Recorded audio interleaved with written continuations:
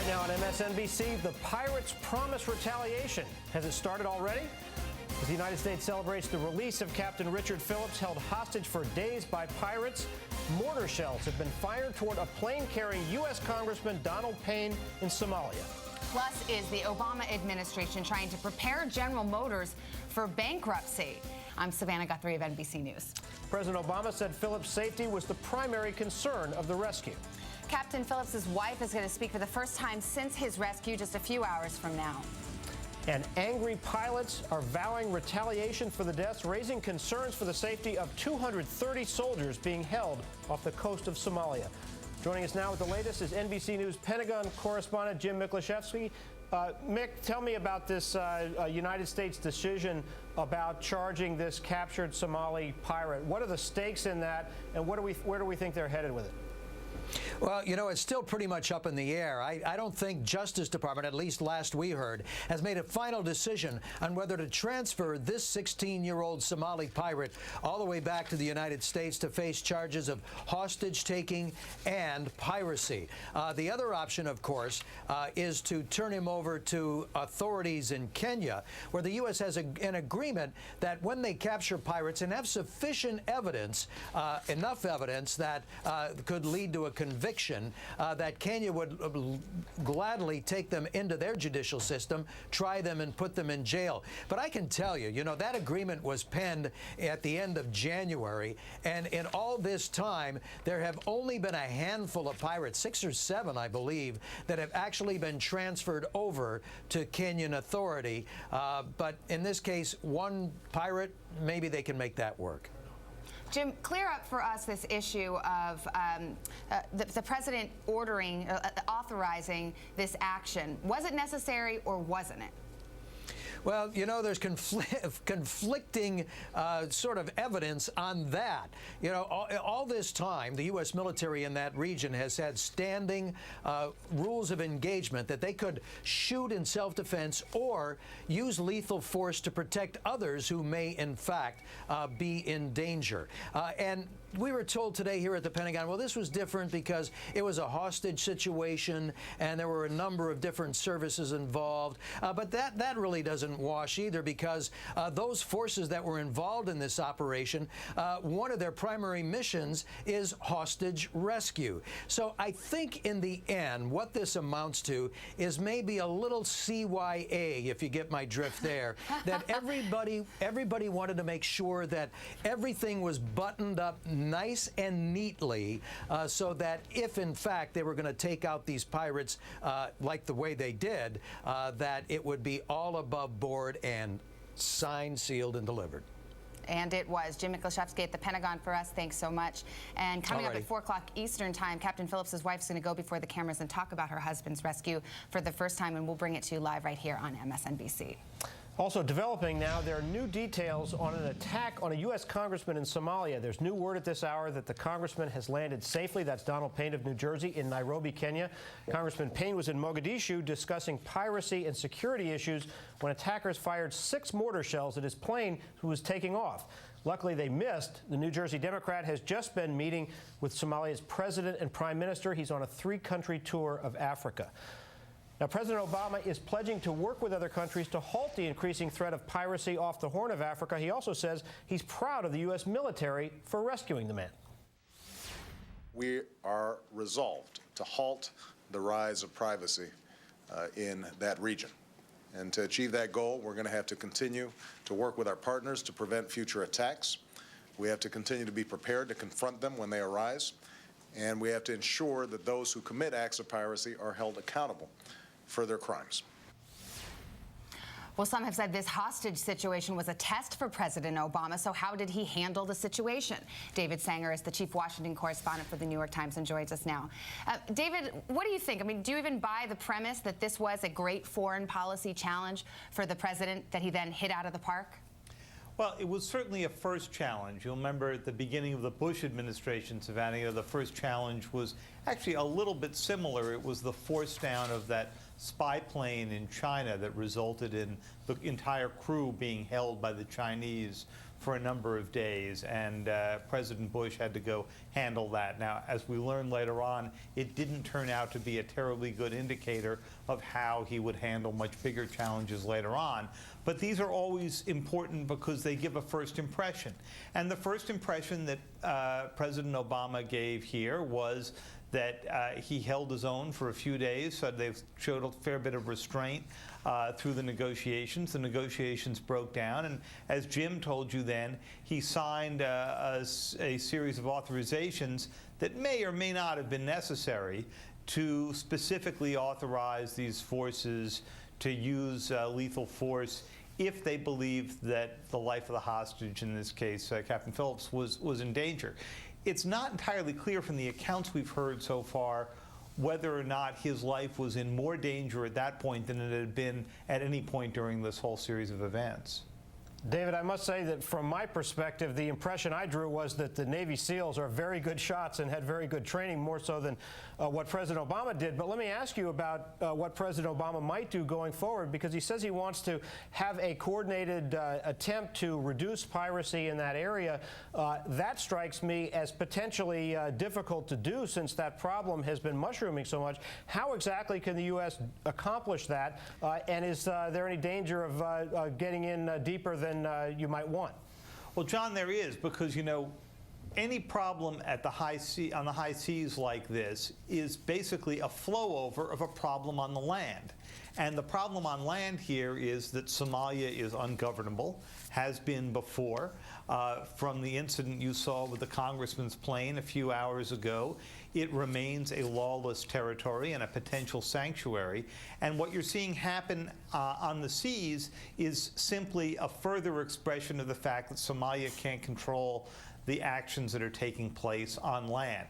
So any comprehensive solution would have to deal with the failed state problem of Somalia. Well, we all remember President Clinton took a shot at that one, and you know, the result was Black Hawk Down. You have seen other cases in which Somalia has been a very difficult issue to handle. So yes, we could put more forces out, more international forces. They've got a UN resolution for this, but I'm not sure it's going to solve the underlying problem. Well, David, that's going to be an interesting challenge to watch going forward. Thanks so much for being with us. Thank you. Now, breaking news out of Bangkok, Thailand. At least 2 people are now dead in the violent street fighting between protesters and residents in the Thai capital. Troops are moving to subdue the protesters, who are pushing to throw the country's prime minister out of office. They say he came to power illegally. At this time, about 100 people have been injured. And we have a market alert for you at this hour. The Dow is down more than 30 points right now. Stocks are lower as investors await a flurry of corporate earnings reports. This week, financial firms such as Goldman Sachs, JP Morgan Chase, and Citigroup will release their earnings results. Wall Street will be watching that one. Meanwhile, some of those companies are experiencing brain drain. Yeah, the banks say some of their best and brightest are leaving the big banks and heading to smaller firms, partially over that crackdown on executive pay. Some financial experts say it may end up making our banking industry smaller.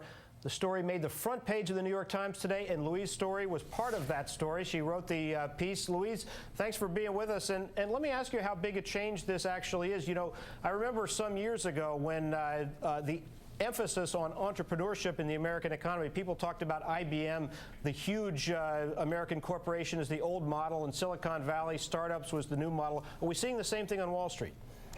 Well, you're certainly seeing the end of the financial bubble. It's much like the technology bubble. And when a bubble bursts and pay goes down, people trickle away and go start their own things. And so we could see this become a time when there's a lot of entrepreneurism in financial companies, really outside of them, but in the financial industry. And how much of that do you attribute to a new model of doing business, and how much of it has to do with some of the restrictions that come with taxpayer financing to bail out some of those firms, restrictions on compensation particularly? So the workers who are leaving, some of them have been laid off, so they don't have a choice and they'll find other things to do. But some are leaving by choice, and a lot of the ones who are leaving by choice are leaving because of the pay restrictions, the bonus restrictions, and they're nervous they're not going to be paid at the banks.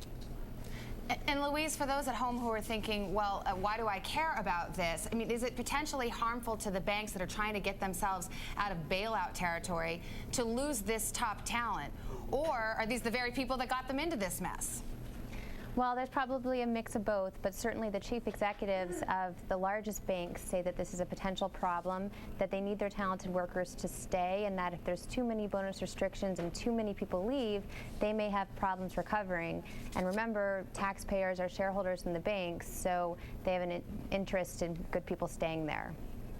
Louise, when you look at the magnitude of the exodus and the number of these small firms that are taking a piece of the pie, put that into some sort of context for us. Are the big institutions still by far the dominant players, or is there a real challenge going on to the primacy of the J.P. Morgan Chases and Citigroups on Wall Street? Of course, the banks are still dominant, but they have shrunk their headcounts on average by about 20%, and whether they remain dominant remains to be seen. In Wall Street, we always see a remaking, we always see new names, and these new names could become the big players within a few years. Louise Story, terrific piece this morning. Thanks so much for being with us. Thank you. Now, there's some good news. The White House had its Easter egg roll today, Savannah. Yes, let's focus on the positive, John. Thousands of children, excited children, I can attest. I saw many of them. They were jamming the White House lawn today for this annual event. You were excited too, weren't you? I love the Easter egg roll, I confess. Malia and Sasha were there. They were among the children rolling their Easter eggs along the White House lawn today. First Lady was there, so was the President, as you see, and the girl's grandmother. Singer Fergie got things rolling today by singing the national anthem. And for the first time, tickets were distributed online. There were a number of tickets also allotted for the children of gay and lesbian parents. And in 2006, during the Bush administration, more than 100 gay parents attended the Easter egg roll. But let's get to the real important story here. After months of intrigue and speculation, the Obamas have selected the country's next first dog. Now, there's some hard news. Yeah. It's a 6-month-old black and white Portuguese water dog. The Obama girls named him Bo in honor of their grandfather, who went by the nickname Diddley. Now, the dog was a gift from Senator Ted Kennedy, whose family has 3 Portuguese water dogs. The Obamas said it was important that they find a dog that was appropriate for children with allergies. Now, a major policy shift from the White House when it comes to Cuba. Details on that ahead in this MSNBC New York Times special edition. And we'll also have new details on the arrest of a Sunday school teacher accused of killing 8-year-old Sandra Cantu. There are some surprising and disturbing details about where that murder may have taken place. Plus, forget swimming with the sharks. Some polar bears got a surprise visitor that caused havoc at the zoo. The pictures ahead on MSNBC.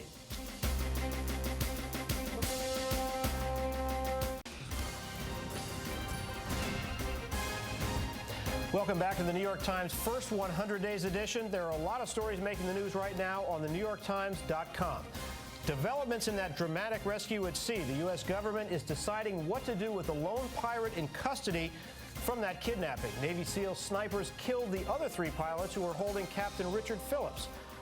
Supreme Court Justice Ruth Bader Ginsburg is talking torture at Ohio State University. She said torture should never be used, even if it might yield important information. And New York Times columnist Paul Krugman is talking politics. He says the Republican Party is currently off course. In fact, he says it's crazy, yet it remains one of the country's great parties. He means that in the best possible way, right? No, actually in the worst possible way. Well, now to California and that terrible case involving Sandra Cantu. Police in Tracy, California, now say they believe the 8-year-old may have been murdered inside a church before being put in a suitcase and tossed into a pond. A Sunday school teacher, Melissa Huckabee, is accused of that gruesome crime. NBC's Michael Oku is live for us in Tracy, California. And Michael, bring us up to date on this investigation. Well, I can tell you at this point, Savannah, that this is a community very much in mourning and disbelief. Over the weekend and into today, dozens of people filed into a local chapel, essentially to pay tribute to Sandra Cantu, and even coming over here to the mobile home park over the weekend to drop off chocolates and flowers and Easter bunnies and things of that nature. It's something that the family doesn't really want happening because they say all of those tokens are much too painful for them. In the meantime, Savannah, we understand that Melissa Huckabee's family is trying to reconcile the accusations with the woman they say they know as a very loving mother. They're describing her as a sweet woman who didn't drink, who didn't do drugs, who had no real history of mental illness and was raised as a real church-going Baptist. As far as the investigation, just moments ago we saw the sheriff's car pull up here and then turn away. We don't really know what that's about at this point, but we do know that they still have not come forward to tell us how exactly Sandra died. Where specifically is still unconfirmed, and they're just not coming forward with that information, although there are rumors at this point, unconfirmed reports, that the killing may in fact have happened at the church where Melissa Huckabee was a Sunday school teacher. All right, NBC's Michael Oku covering a sad story for us in Tracy, California. Thanks so much. Now, Savannah, there were dramatic and incredibly frightening moments in the air over Southwest Florida as a pilot died shortly after a plane took off. Yeah, and then one of the passengers on board ended up landing that plane. The King Air plane was climbing towards 10,000 feet. When the pilot died, a passenger on board quickly jumped into the pilot seat and took over that twin-engine plane, even though this passenger was only licensed to fly single-engine planes. Air traffic control called a pilot who had been experienced with this type of plane and was able to give step-by-step instructions to that passenger, and he was able to land that plane. Well, you might want to file this one under what was she thinking? Workers at the Berlin Zoo rescued a woman who jumped into a polar bear enclosure during feeding time. Hundreds of people, including children, looked on as that woman was bitten in the arms and legs by those bears. Luckily, zookeepers were able to distract the polar bears long enough to pull the woman to safety. Now, Savannah, what was she thinking? I got to tell you, I saw this morning on the Today Show, and I just couldn't even believe my eyes or my ears. I can't imagine why she wanted to. Was this just like a wild and wacky moment? Somebody said, "Wow, wouldn't it be cool to check it out, get a really close-up look?" I have no idea. I mean, this is like, it goes back to that thing people have the urge sometimes when standing on the edge of a cliff to jump on. Have you ever had that feeling? Yes. What's the closest thing you've ever done to what that woman did? Nothing. I've gone to the zoo. That's about it. All right. We're not going to get to the bottom of this one in this hour, maybe ever. So we'll move on. Still ahead on MSNBC. We heard it was coming, and now there's confirmation. The White House is announcing a policy shift towards Cuba. And the saying goes, so goes GM, so goes the country. And now a New York Times article is rocking Wall Street. Details ahead on MSNBC. Breaking news right now, severe storm sweeping across metro Atlanta today, killing one person there. The heavy rain and gusty winds left hundreds of thousands of customers without power. Well, the weather uprooted trees and sent power lines tumbling. NBC's Mike Seidel joins us live from Atlanta, Georgia. Mike, is the worst of the weather over yet?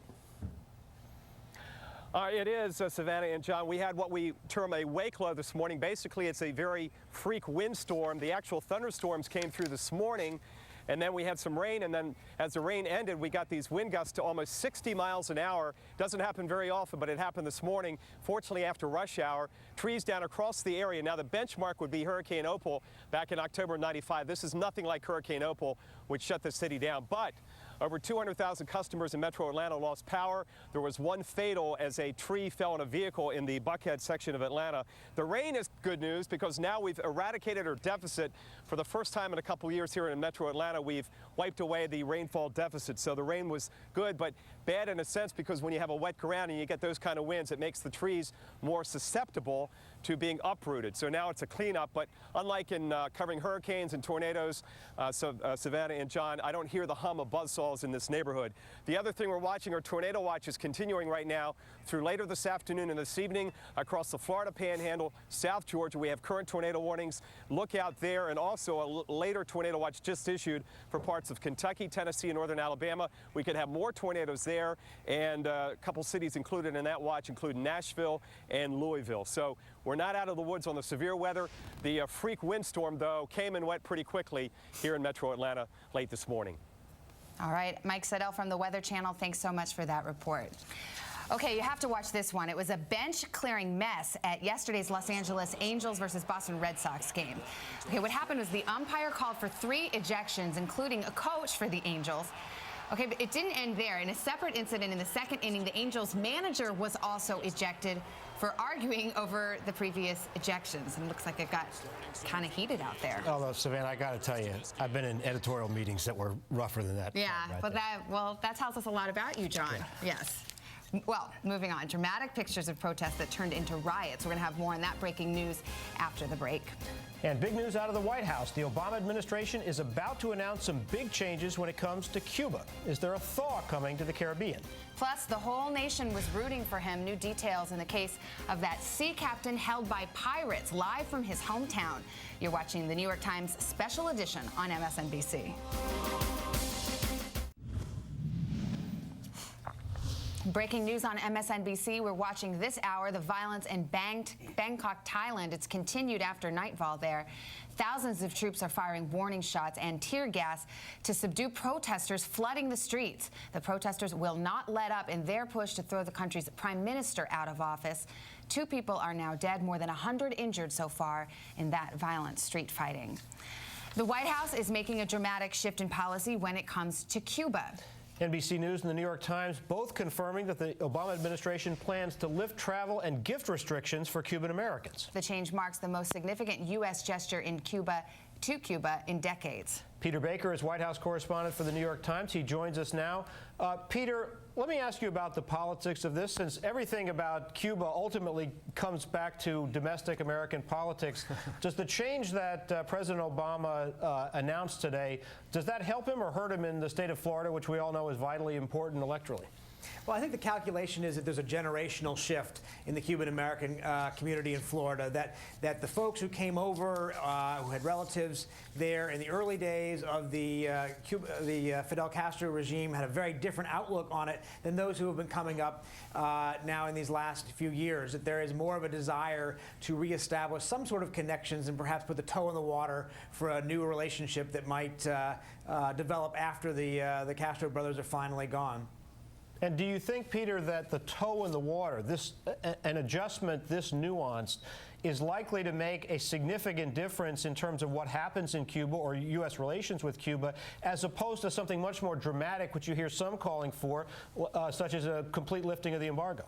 Yeah, I don't think that President Obama wanted to take that one on right away. And he did say during the campaign that was something he was not calling for. So that would be, to do something that dramatic would be a change for him. I think it's meant to be sort of a signal to Cuba and the Cuban-American community that there is a path forward, that there is going to be a day coming not that long from now when things could be different between the United States and Cuba, something people have been talking about for a long, long time. Hard to know whether or not that's really in the offing, but that's what they're trying to signal here. And how much of this, Peter, is to sort of set the table before the Summit of the Americas this weekend, where undoubtedly people from other countries will be bringing up the issue of Cuba? This enables the president to say he's taken some action. Right. I think it's another very good point. Obviously, he leaves later this week for some of the Americas in Trinidad. He later is going to go to Mexico. That is an issue for a lot of people in Latin America. Why does the United States continue to isolate Cuba when they're willing to talk with so many other people around the world, even people who don't share American values or interests?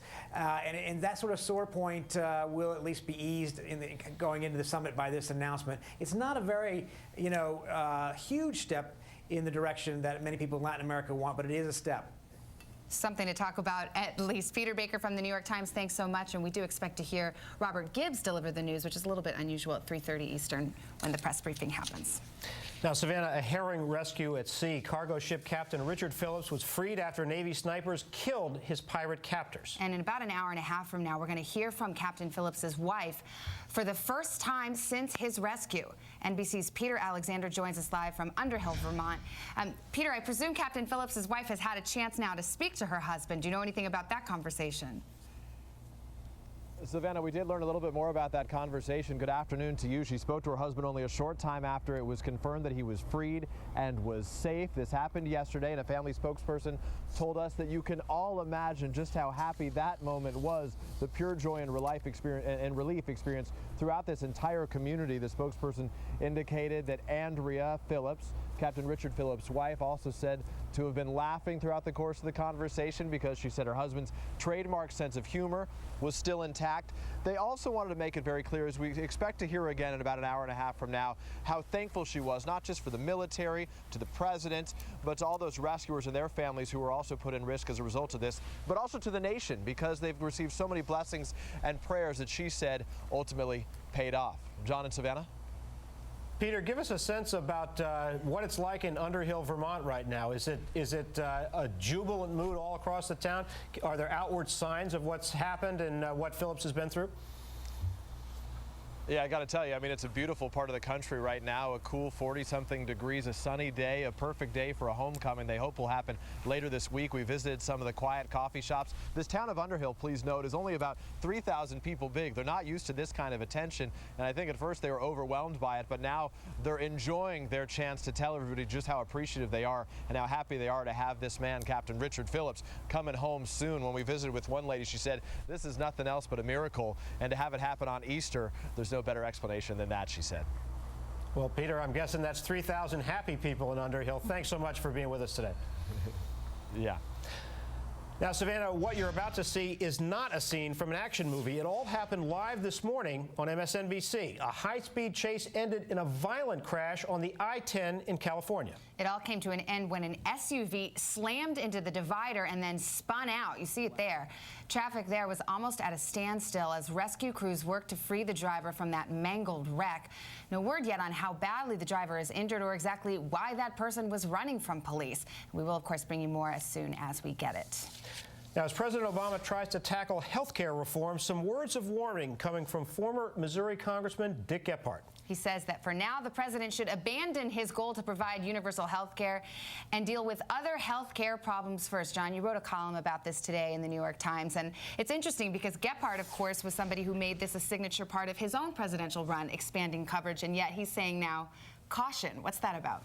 He said, Savannah, in 2004, it's the moral issue of our time. But what he's saying now is when he sees the outlines of the debate, Democrats objecting to the way that President Obama wants to pay for expanded coverage, Republicans poised to attack if he substitutes other methods of paying for it, that you simply can't get it done. And he's concerned that the same crash and burn that resulted with President Clinton in health care in the early 1990s is going to happen again. So he's talking about taking partial steps toward that goal to build confidence and act later in 2010. But won't anything that's less than universal coverage sort of come across as, if not a failure, certainly not a victory? I mean, when people out there in the country think of health care reform, I think they think of universal health coverage as being the goal, right? Well, absolutely. And in fact, when I've talked to Democratic members of Congress while reporting this column and since writing it, they've said, hey, that's not our strategy. We may end up there in the end. If we fail, Dick Gephardt may prove to be right, but we're trying to aim our sights much higher than that. And I got to tell you, one of my colleagues at the New York Times sent me a note today and said,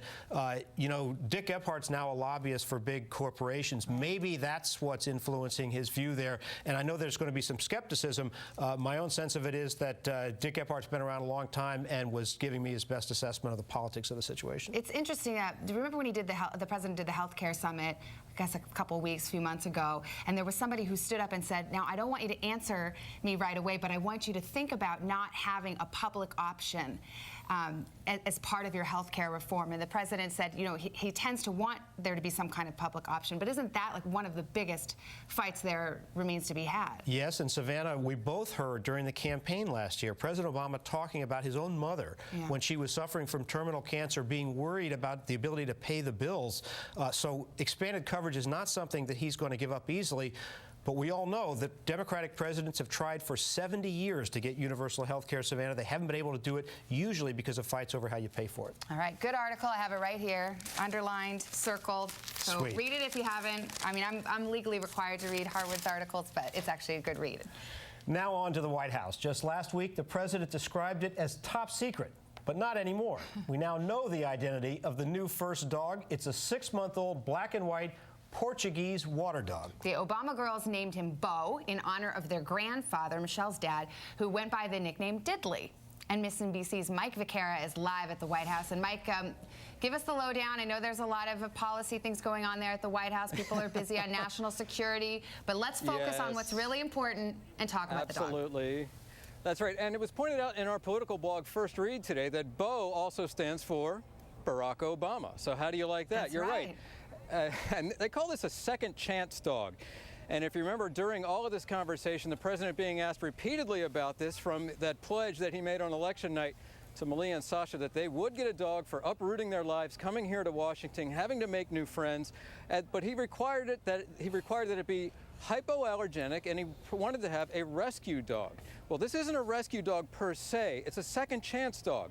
This little dog, Bo, I think it was formerly named Charlie, actually, judging from some of the reporting that we heard on the internet over the last few days, was with another family. They gave it back, and so now the Obamas have this little dog. It's expected to be unveiled to the public tomorrow, but word started leaking out over the weekend on a few websites, and then the Washington Post reported it in full earlier yesterday. And since then, it's been all about the dog. You see the pictures of the dog with the Hawaiian lei around it. Bo, the Portuguese water dog, a gift from the Kennedys, who have 3 of them. As a matter of fact, we often see Senator Kennedy walking his Portuguese water dogs, Porties as they're called, around the Capitol. They're supposedly hypoallergenic, meeting one of those criteria. They're known to be a very spirited breed as well. There was some concern that you read around the internet and in dog circles that the dog is almost too energetic to be around all the valuable artifacts in the White House. Well, we'll see how that works out, but it's due to be unveiled tomorrow, Savannah. Now, Mike, I got to ask you the question my 11-year-old daughter asked me. Are Sasha and Malia really going to walk that dog? Is the Secret Service going to walk the dog? How do you do that when you're living in the White House? Well, you know, there are precedents here. There have been many dogs living in the White House before. I remember this, and this is sort of a personal anecdote. I had a former Secret Service agent who was my high school baseball coach during the Carter administration. He had to walk Amy Carter's dog. So I think that there's a lot of multitasking that goes on here among the White House staff, including the Secret Service. South Lawn's a pretty big place. I would imagine that the girls are going to be out around the play set and all of the other, the wide expanse of the South Lawn with that dog quite a bit, but we'll see how that works out, John. MSNBC's Mike Vaquera, thanks so much for that report, and we'll be watching when that dog gets formally unveiled tomorrow. Okay. Now, you can add another job to the president's resume today, storyteller. As part of today's Easter egg roll at the White House, President Obama got the attention of all the kids by doing a dramatic reading, Savannah, of the popular children's book, Where the Wild Things Are. We are going to read Where the Wild Things Are. How many people have read this book? Oh, this is one of my favorite books.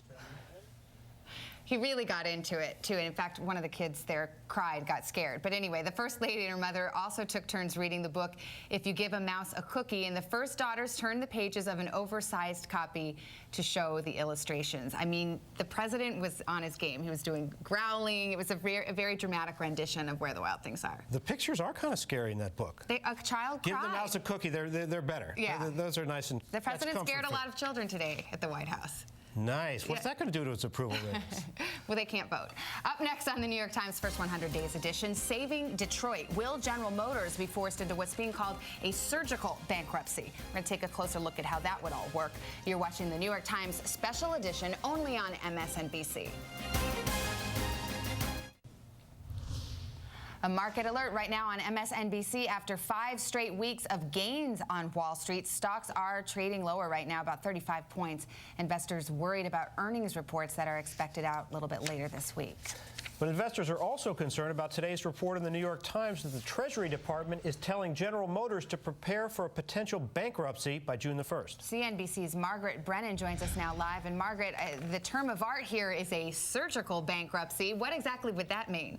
Well, it's the idea of sort of going into bankruptcy with a plan in place to get out of it in the first place. A June 1st deadline is what the New York Times has floated as the new deadline that Treasury's presented to GM. And the idea that seems to be running in front place is one that was floated last week by the chairman of GM, and that would mean splitting up the company into a good company and a bad company. So the good bank, bad bank concept that was floated earlier with the financial companies out there. But with GM, the idea would be to split it into 2 parts. One with some of the stronger brands, and some of the underperforming assets would remain in the bad company. But the sale would happen, and what's really an issue of worry in the markets is what would happen to the equity, what would happen to the bonds that are owned by investors now when that company is split up essentially into 2 new entities, and whether or not parties that are owed payment, like the United Auto Workers and other private investors who owe bonds, what would happen to their share of those bonds, their share of the GM pie? Because a lot of investors own GM bonds in their pension funds, and this decision as to exactly how this bankruptcy plays out will influence just how much they're compensated for their share of the company. Margaret, let me ask you a question about expectations. Late last year, when GM was going to the Bush administration for money, they said that bankruptcy was simply not a viable option for an American auto company. Now, we know that the Obama administration has tried to deal with part of that by saying they'll stand behind the warranties, and the president's talked about this surgical option, as Savannah mentioned. Does Wall Street buy the idea that you can, in fact, have a quick, clean, and orderly bankruptcy that could have GM emerging stronger out the other end? Well, if you looked at the share price of GM today, you would say no, because it has been down about 17% at one point in the day. There are a lot of doubts and there are a lot of worries about just how efficient a bankruptcy policy process can be, particularly when you have government regulatory agencies involved. Sometimes bankruptcy court proceedings can take a good year or two. To have the idea that this could be a quick, orderly process to fix a problem that has been pre-existing long before the financial crisis of this year has a lot of doubters out there saying they don't know how quickly all of this can be done, and they don't know at what cost it will be, both to the individual investors who own those bonds and to potentially further cost to the U.S. taxpayer. So there are a lot of skeptics out there. Okay, CNBC's Margaret Brennan, thanks for the report today. Thanks. Well, as you know, the New York Times has all the news that's fit to print. Here's a look at what we're watching right now. Well, there's a report in the Times that says Botox isn't just skin deep. It may be best known for getting out of wrinkles, but doctors are finding there are many other uses for it. The FDA approved Botox to treat 4 problems. But now a pharmaceutical company says there are more than 90 uses for this drug, including treatment for headaches, speech problems, oily skin, and even hair loss. I'm sticking with aspirin. And the long, strange trip is getting longer. The 4 surviving members of the Grateful Dead are hitting the road. It's the group's first tour since 2004. The Dead kicked off the first of 22 shows in Greensboro, North Carolina this weekend. And the Times is reporting on so-called potty parity. New York City's potty parity law requires public assembly places to have 2 female toilet fixtures for every 1 devoted to men. So that means shorter bathroom lines may be in store for women at Yankee Stadium and the new Citi Field. Between the 2 new stadiums, women will have access to over 800 new toilets. So that's exciting. Sounds unfair to me. It's not unfair. Anyone who has seen lines at public stadiums like that knows that this is a law that is long overdue. Yeah, but you can't go too far the other way. 2 to 1? You know what? No woman will agree with you, and especially this one. All right, Savannah, I'll give you that one. Let's leave the whole toilet discussion. Yeah. Okay. Now, if your boss offered you 1/3 of your salary to take the year off, would you do it?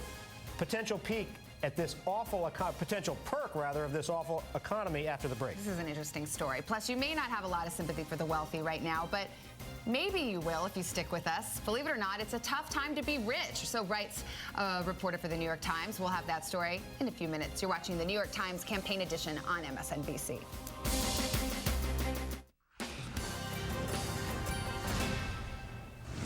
Well, how would you like to take a year off work and still get paid? Sounds pretty good. Actually, I've done it before, Savannah. Fellowships are great.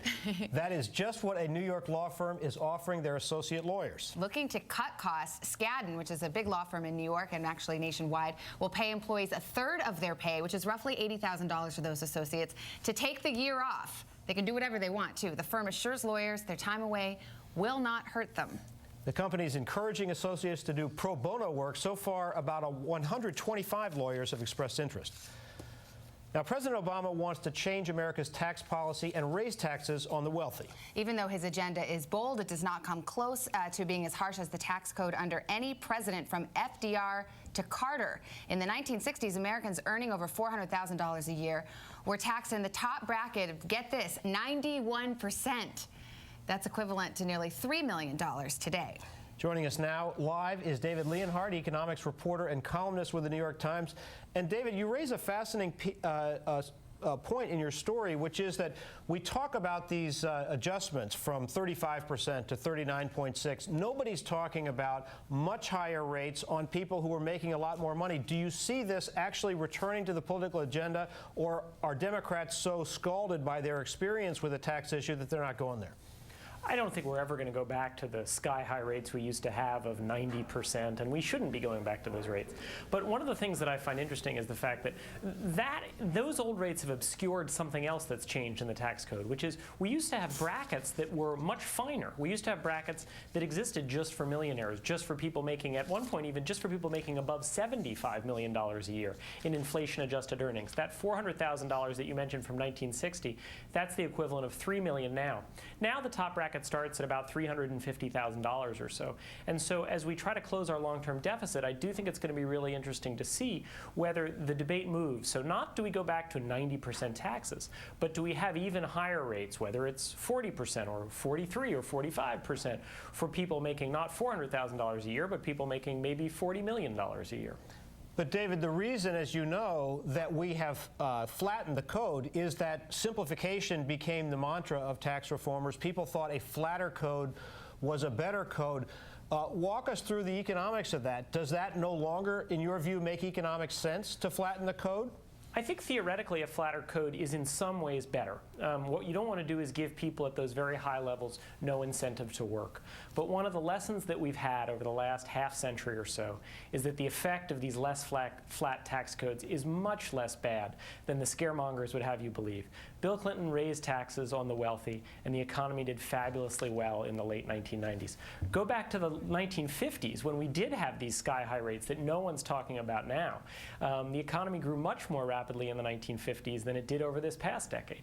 And so if you look over the history of it and you say, does a flatter code with lower rates for the very wealthy lead to more economic growth, you have to conclude that the effects are sufficiently small that it doesn't. The economy has grown fastest in many cases when rates were higher on the rich. I don't think it's because rates were higher that the economy grew fastest, but clearly higher rates on the rich do not prevent the economy from growing faster, and lower rates don't cause it to grow faster. David, my question is whether our politics has the language for that. If Republicans are calling Obama a socialist for going to 39.6, if we had a finer code and had much higher rates on high incomes, what are they going to call him then? Well, that's a great question. I mean, I'm not sure this politically happens. But what I would say is this. We are not now raising enough taxes to pay for our government. Raising taxes on the wealthy cannot by itself do it. We're also going to have to raise taxes on the middle class. That's a reality because of Medicare. It's an economic reality. And as we start to face that in future years, I think a lot of these issues will come back. David Leonhardt, thanks so much for joining us. Thanks, John. And that's the New York Times special edition on MSNBC. I'm John Harwood with the New York Times and CNBC. And I'm Savannah Guthrie. Norah O'Donnell picks up after the break. The White House Press Secretary Robert Gibbs expected to unveil the president's new policy towards Cuba. A dramatic shift live up ahead on MSNBC. That's next.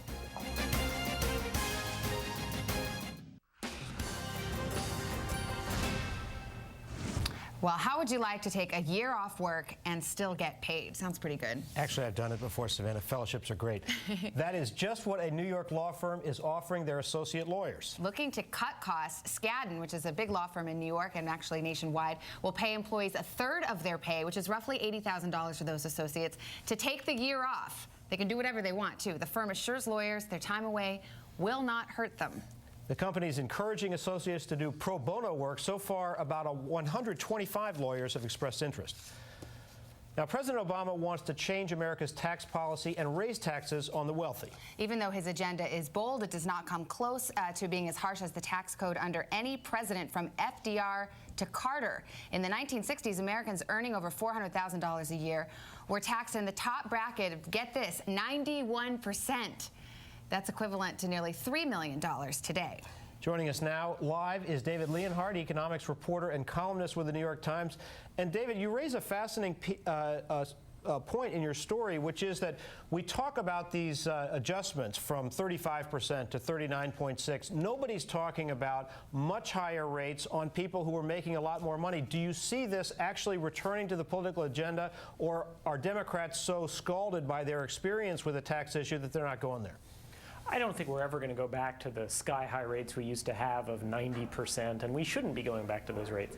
But one of the things that I find interesting is the fact that those old rates have obscured something else that's changed in the tax code, which is we used to have brackets that were much finer. We used to have brackets that existed just for millionaires, just for people making, at one point even, just for people making above $75 million a year in inflation-adjusted earnings. That $400,000 that you mentioned from 1960, that's the equivalent of $3 million now. Now the top bracket bracket starts at about $350,000 or so. And so as we try to close our long-term deficit, I do think it's going to be really interesting to see whether the debate moves. So not do we go back to 90% taxes, but do we have even higher rates, whether it's 40% or 43 or 45% for people making not $400,000 a year, but people making maybe $40 million a year. But David, the reason, as you know, that we have flattened the code is that simplification became the mantra of tax reformers. People thought a flatter code was a better code.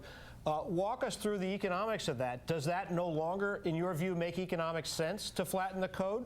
I think theoretically a flatter code is in some ways better. What you don't want to do is give people at those very high levels no incentive to work. But one of the lessons that we've had over the last half century or so is that the effect of these less flat tax codes is much less bad than the scaremongers would have you believe. Bill Clinton raised taxes on the wealthy, and the economy did fabulously well in the late 1990s. Go back to the 1950s when we did have these sky-high rates that no one's talking about now. The economy grew much more rapidly in the 1950s than it did over this past decade.